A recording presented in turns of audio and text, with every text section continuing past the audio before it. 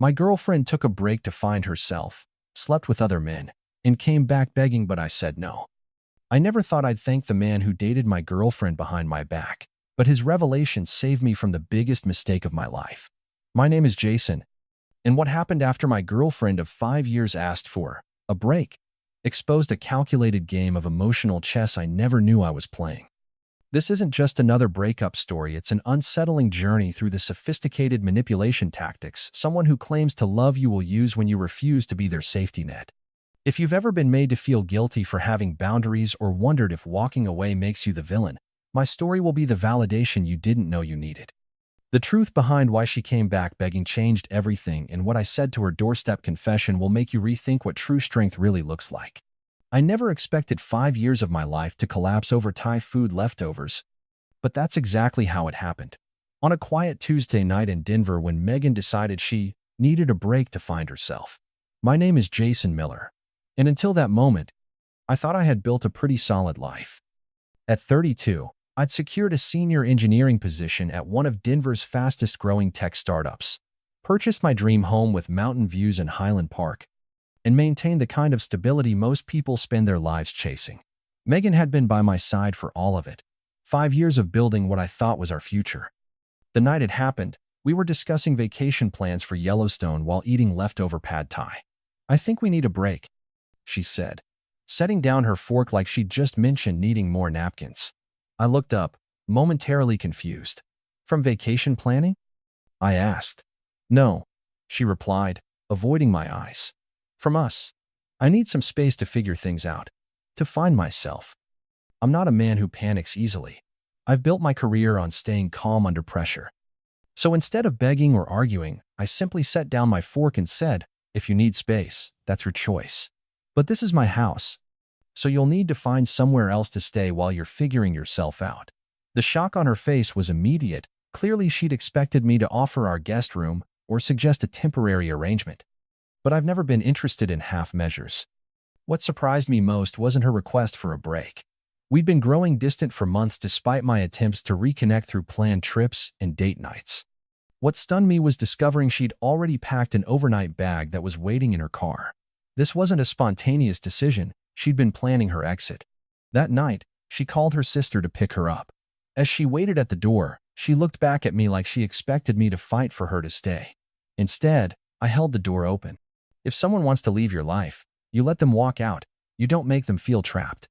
Once the house fell silent, I sat alone in my living room, staring at our half-eaten dinner. I wasn't heartbroken. I was angry. I'd built a life where Megan had every opportunity to be happy, and instead of talking to me about her concerns, she chose the easy way out. A break. That felt suspiciously like wanting to explore options while keeping me as a safety net. The next morning, my sister Emma called. "She just left? Just like that?" she asked, outraged on my behalf. "You did the right thing not begging her to stay. If she doesn't appreciate what she has, that's on her." Later that day, my best friend Chris stopped by with beer and blunt advice. "You dodged a bullet. If she's this indecisive now, imagine how she'd handle actual crisis." What I didn't know then was that Megan's break to find herself was about to become the most revealing chapter of our entire relationship. But the truth has a funny way of revealing itself, especially in a city as connected as Denver. Just 3 days after Megan walked out, my phone buzzed during a critical project meeting. It was Jordan, a developer friend who frequented the same downtown spots we used to. "Saw Megan at Avanti last night with some guy. Thought you should know." I silenced my phone, pushed down the knot in my throat, and somehow managed to finish presenting my work to the team. I threw myself into coding after that, finding refuge in the logical world of algorithms where emotions couldn't intrude. My days became mechanical: wake up at 5:30, hit the gym by 6, be the first in the office and the last to leave. Work became my shield against the whispers that were starting to circulate. But Denver is smaller than it seems, especially in tech circles. A week after Megan left, I ran into her friend Zoe at the grocery store. The awkward dance began immediately, her nervous small talk, my polite responses. "Megan's just going through some things," she offered unprompted. "She feels like she never got to experience being young and free, you know?" Then came the slip. "That guy she's seeing now isn't serious anyway." My expression must have changed because Zoe's eyes widened with realization. "Oh, I thought you knew she was dating." Her voice trailed off. I thanked her for the information and walked away, my shopping cart abandoned in the aisle. Dating. Not soul-searching. Not finding herself. Dating. That night, against my better judgment, I opened Instagram. I'd avoided social media since the breakup, but curiosity overwhelmed my resolve. There she was in a story posted by a mutual friend, laughing at the Cooper Lounge, an upscale bar I had suggested for her birthday months ago. She had declined then, saying it was too pretentious. Now she was there with someone else, wearing the necklace I'd given her last Christmas. The revelations kept coming, each one more revealing than the last. My neighbor mentioned seeing Megan and that marketing guy at the farmer's market. My barber asked if we had broken up since he'd seen her at a concert with some dude with a man bun. But the real gut punch came when my coworker Derek pulled me aside after lunch. "I didn't want to tell you this," he started, his discomfort obvious. "But she's dating Tyler from Codesmith." Codesmith was my previous employer. Tyler had been hired just before I left. "The thing is," Derek continued, "she's telling people you were controlling and that you pushed her away. That the break was your idea." Something hardened in me then. Not heartbreak, but clarity. This wasn't about Megan finding herself. This was about her wanting to explore options while rewriting our history to justify her choices. She wasn't just moving on. She was erasing 5 years together and painting me as the villain in her story. As I drove home that evening, watching the sun set behind the Rockies, I realized I wasn't mourning the relationship anymore. I was mourning the person I thought I knew. And that person, it seemed, had never actually existed. Just when I thought I was finally gaining some emotional distance, the text arrived. 3 weeks after walking out of my life, Megan's name lit up my phone screen. "Can we meet? I need to talk to you." The message came while I was halfway up North Table Mountain on my first solo hike since the breakup. I stared at those 7 words, watching a hawk circle overhead in the clear Colorado sky, feeling strangely calm. After everything I'd learned, my curiosity outweighed my caution. I suggested Washington Park, neutral territory with enough people around to keep the conversation civil. This was the park where, 2 years earlier, we'd sat on a blanket discussing marriage someday. Now I arrived early, strategically choosing a bench near the flower garden but with a clear exit path. I wore my best jeans and a button-down shirt, not to impress her, but to remind myself of my own worth. When Megan appeared, 2 things struck me immediately. First, she looked exhausted beneath her carefully applied makeup. Second, she was wearing the silver aspen leaf necklace I'd given her after our trip to Aspen, a calculated choice, no doubt. She sat down beside me, closer than necessary, the familiar scent of her perfume triggering memories I quickly pushed away. "Thanks for meeting me," she began, her voice softer than I remembered. "These 3 weeks have been enlightening." I didn't respond, just raised an eyebrow and waited. She'd asked for this meeting. She could do the talking. What followed was a masterclass in revisionist history. According to Megan, her journey of self-discovery had led her to realize how much she truly valued what we had. "I made some mistakes," she admitted, eyes downcast. "But I needed to explore to understand what I really wanted." She reached for my hand. I moved it away. "Mistakes," I repeated. "Is that what you call dating multiple guys while telling people I pushed you away?" Her eyes widened. "People talk, Megan. I know about Tyler from Codesmith, and the guy at Avanti, and the concerts, and how you've been spinning our breakup." She stammered through excuses. She was confused. She was following advice from her life coach about exploring all options before committing. She never meant to hurt me. Then came the words I'd half expected. "I want to come home, Jason." I realized now what we had was real.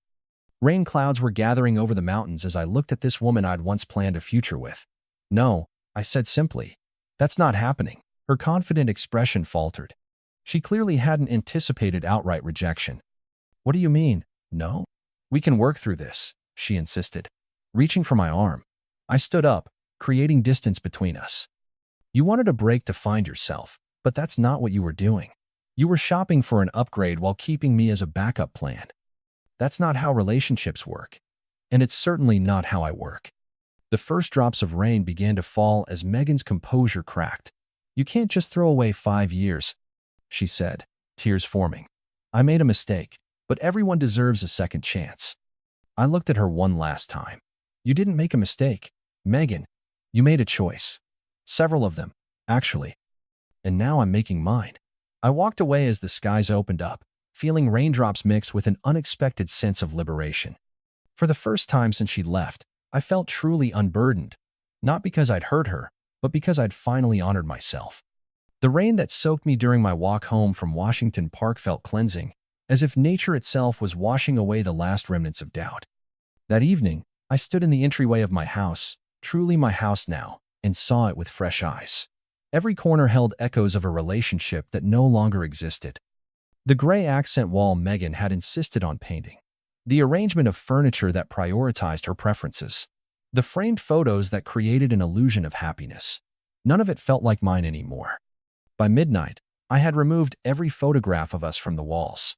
By the weekend, I had repainted the living room a rich navy blue, a color Megan had always vetoed. Small changes at first, but they sparked something transformative within me. This wasn't just about erasing her presence, it was about rediscovering mine. I called a contractor friend and sketched plans for the kitchen renovation I'd wanted for years but had postponed because Megan thought it was unnecessary. As sledgehammers broke through old tile and cabinets came down, I felt a parallel demolition happening inside me, breaking apart old patterns, making room for something new and authentically mine.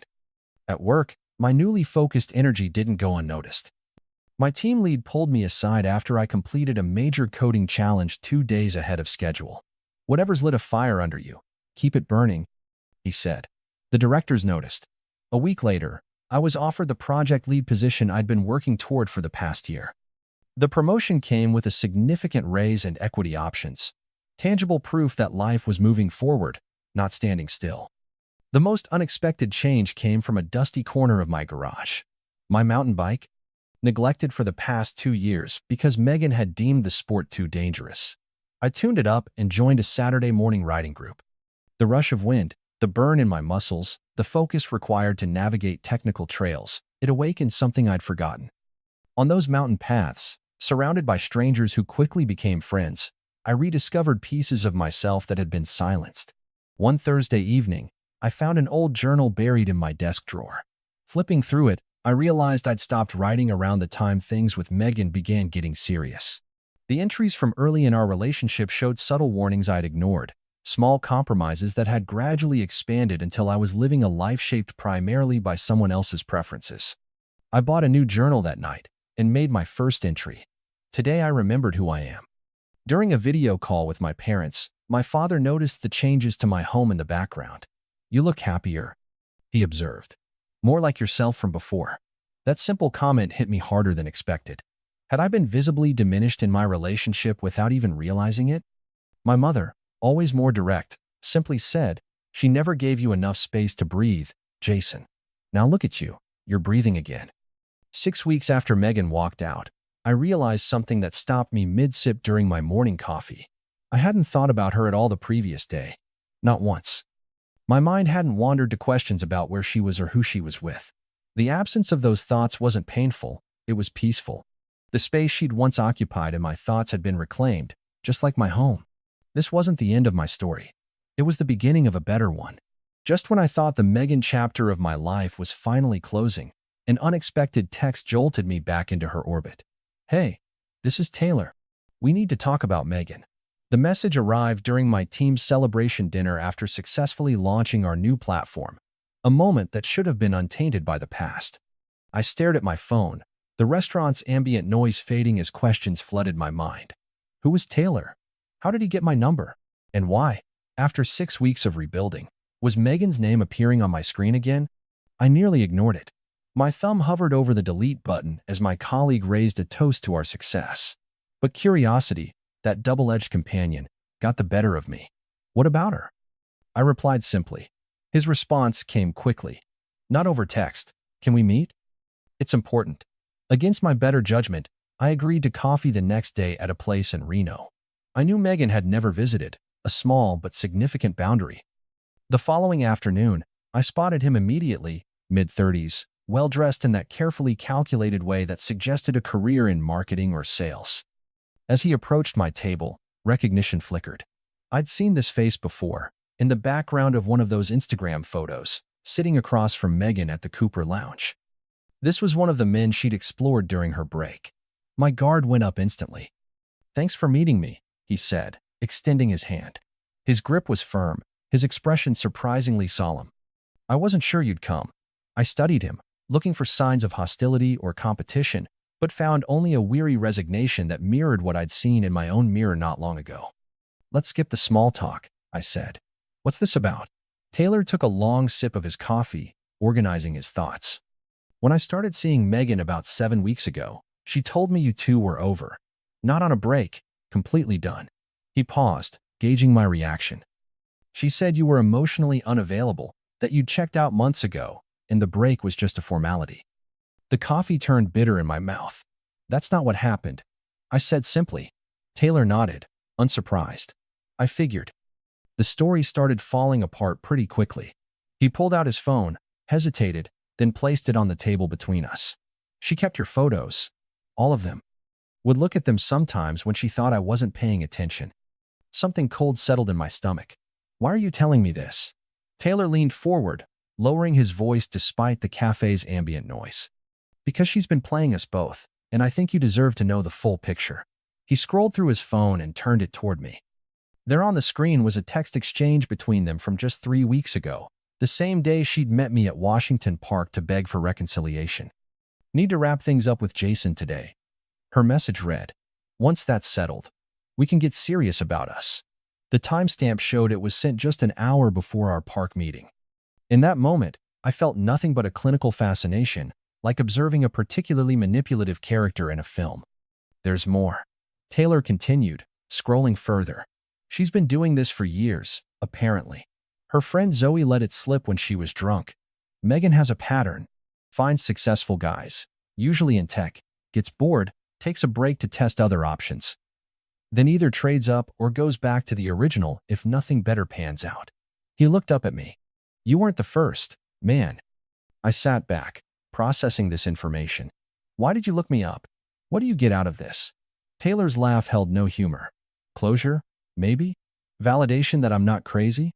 "She started pulling the same routine on me last week. Suddenly needed space after we'd been getting serious." He shook his head. "Then I saw her with some new guy at a tech meetup downtown." "So she's cycling through again," I said, more to myself than to him. Taylor nodded. "Like clockwork, apparently. 3 weeks ago, she thought you were her best option again. When you turned her down, she doubled down with me. Now she's found someone else to explore while keeping me on the hook." For a moment, we sat in silence, two strangers connected by the same deception. Then, surprisingly, Taylor smiled. "You know what's messed up? Part of me still wanted her to choose me." I found myself returning his smile with understanding. "That's how they get you," I said. "They make you compete for something that shouldn't be a competition." As our conversation continued, Taylor revealed more details about his brief relationship with Megan. How she'd compared him unfavorably to me one day, then praised him against my shortcomings the next. How she'd asked probing questions about his income and future prospects. How she'd suggested moving in together after just 5 weeks, then immediately started creating distance. "Watch out," Taylor warned as we prepared to leave. When I told her I needed time to think about our relationship, she showed up at my apartment at midnight, crying, making scenes. When that didn't work, she started spreading rumors at work. He hesitated. "She doesn't handle rejection well, Jason. And from what I can tell, no one has rejected her as completely as you did." We parted with an awkward handshake that somehow felt like solidarity. Walking back to my car, I felt strangely unburdened rather than troubled by this new information. What could have been a reopened wound instead felt like the final piece of a puzzle clicking into place. The woman I thought I knew had never existed at all. Taylor's warning proved prophetic. The very next evening after our coffee meeting, my phone lit up with Megan's name. Not once or twice, but 7 calls in succession, each declined. Each followed by increasingly desperate texts. "We need to talk. Please pick up. I know you're ignoring me. This isn't fair." I silenced my phone and continued working on my kitchen renovation, the rhythmic pounding of my hammer drowning out thoughts of her escalating attempts to reach me. By the 3rd day of her digital barrage, her tactics shifted. Messages arrived from unknown numbers. Megan using friends' phones after realizing I'd blocked her. Emails appeared in my work inbox with subject lines designed to seem professional until opened. revealing her personal pleas. A mutual friend called to say Megan had told him she was worried about my mental health, a manipulative attempt to force contact through concern. Each maneuver revealed more clearly the person she truly was. A week after meeting Taylor, I returned home from a mountain bike ride to find a small package on my doorstep. Inside was a watch I'd admired months ago but never purchased, an expensive peace offering, with a handwritten note. Remember the time we spent together? I'd give anything for more. The presumption of it, that our relationship could be reduced to a transaction, that my boundaries could be purchased, solidified my resolve to maintain complete silence. The spring storm hit Denver without warning that Saturday night. I was in my garage, sanding cabinet doors for the kitchen, when thunder cracked overhead and rain began hammering against the roof. Between thunderclaps came another sound, knocking, insistent and desperate. I opened the garage side door to find Megan standing there, drenched and mascara-streaked, shivering in a thin blouse. "You're ignoring me," she said, voice barely audible above the downpour. I deserve better than that. I stood in the doorway, neither inviting her in nor stepping into the rain myself. A boundary made visible. "No one deserves anything from someone they chose to walk away from," I replied calmly. "What do you want, Megan?" She stepped forward, rain plastering her hair to her face. "I made a mistake. I want to come home." The simplicity of the statement, its presumption, might once have moved me. Now I just felt tired. "This isn't your home anymore. It never really was. You were just visiting a life you thought might work for you." Her expression shifted then, the vulnerability replaced by something harder. "Is this because of Taylor? Did he talk to you?" The question confirmed what I already knew. She'd been monitoring both of us, managing her options. "This has nothing to do with Taylor or anyone else," I said. "This is about you showing me exactly who you are, and me finally believing it." "You don't understand," she insisted, voice rising. I was confused. I was trying to figure things out. Lightning illuminated her face, catching the calculation behind her tears. "I've always loved you the most, Jason. The others didn't mean anything." I almost laughed at the absurdity of it. The rain-soaked confession, the melodrama, the transparent manipulation. That's the problem, Megan. Love isn't a competition. It's not about ranking people or keeping score. You've been treating relationships like job interviews, always looking for a better offer. Her facade cracked then, frustration bleeding through. "You think you're so much better than everyone, don't you? So righteous and perfect. You're going to end up alone with your principles." The shift from pleading to accusation happened in an instant. This, I realized, was the real Megan, the one who emerged when she didn't get her way. "I'd rather be alone than be someone's backup plan," I said simply, and closed the door. Through mutual connections, I heard what happened next. Megan's carefully constructed life began unraveling shortly after our final encounter. The startup where she'd been climbing the corporate ladder discovered she'd been having an affair with their married VP of marketing, the relationship she'd pursued after Taylor. Both were terminated, the company citing their non-fraternization policy while privately containing a potential scandal. Without her high-paying job, Megan couldn't afford her luxury apartment in Lodo. Her sister, tired of drama and midnight crying sessions, refused to let her move back in. Former friends, many of whom had been used as pawns in her manipulation games, kept their distance. By summer's end, she had relocated to Phoenix, accepting a lower-position job with a former colleague. Her Denver chapter closed. I felt no satisfaction in her downfall, only a quiet acknowledgement of natural consequences. On the anniversary of our breakup, I took a solo trip to a cabin near Telluride. Sitting on the porch watching the sunset paint the mountains gold, I opened my journal and wrote a letter to myself.